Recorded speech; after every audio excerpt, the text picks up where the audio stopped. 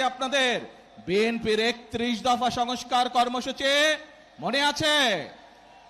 এই কর্মসূচি আমরা প্রস্তাব আমরা দেশের মানুষের সামনে উপস্থাপন করেছি।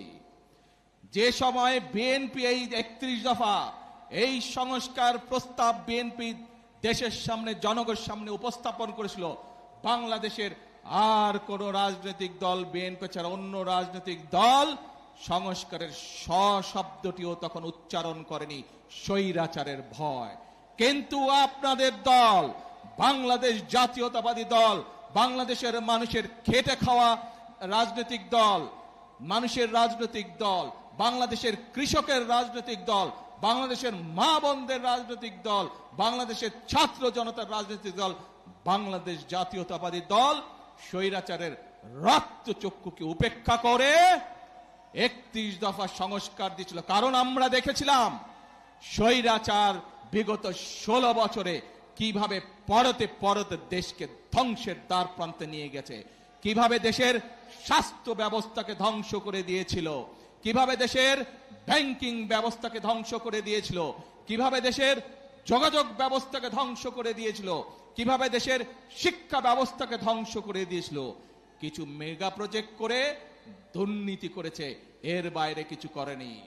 এখন প্রিয় ভাই বোনেরা, ৫ তারিখের স্বৈরাচার পালিয়ে যাবার পরে যে অন্তর্বর্তীকালীন সরকার আসলো, সেই অন্তর্বর্তীকালীন সরকার এসে সংস্কার কমিশন গঠন করলো।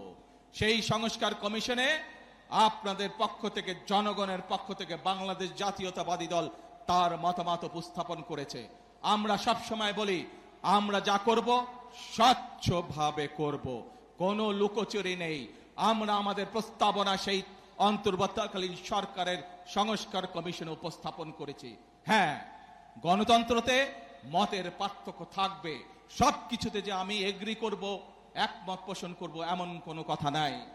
সেখানে কতগুলো বিষয় দ্বিমত পোষণ করেছি অন্য অন্য দলের সাথে, এবং সেই মিটিং থেকে বেরিয়ে এসে আমরা জনগণের সামনে, দেশের মানুষের সামনে পরিষ্কারভাবে তুলেছি আমরা যে কোন কোন বিষয়ে আমরা একমত এবং কোন কোন বিষয়ে আমরা দ্বিমত পোষণ করি। এই সংস্কার কমিশনের আলোচনার পর আপনারা দেখেছেন সেই অন্তর্বর্তীকালীন সরকার সংসদের দক্ষিণ প্লাজাতে একটি অনুষ্ঠান করলো, যেখানে জুলাই সনদ নামে সনদটি স্বাক্ষর করলো।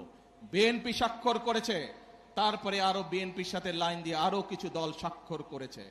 প্রিয় ভাই বোনেরা, এই বিগত ১৭ বছর আন্দোলনে বিএনপির শত শত নেতাকর্মী গুম খুনের শিকার হয়েছে। বিএনপির লক্ষ লক্ষ অর্ধ কোটি নেতাকর্মী গায়েবী মামলায় নির্যাতিত হয়েছে।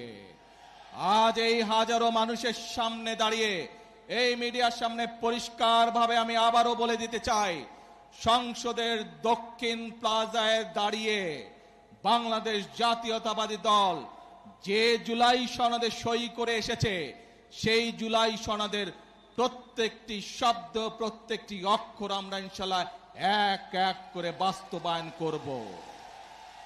কিন্তু বারবার পরিষ্কারভাবে এই কথা বলে দেওয়ার পরেও আমরা দেখলাম যে কিছু রাজনৈতিক দল সংসদে এবং সংসদের বাইরে জনগণকে বিভ্রান্ত করার জন্য কিছু কথাবার্তা তারা বলা শুরু করেছে।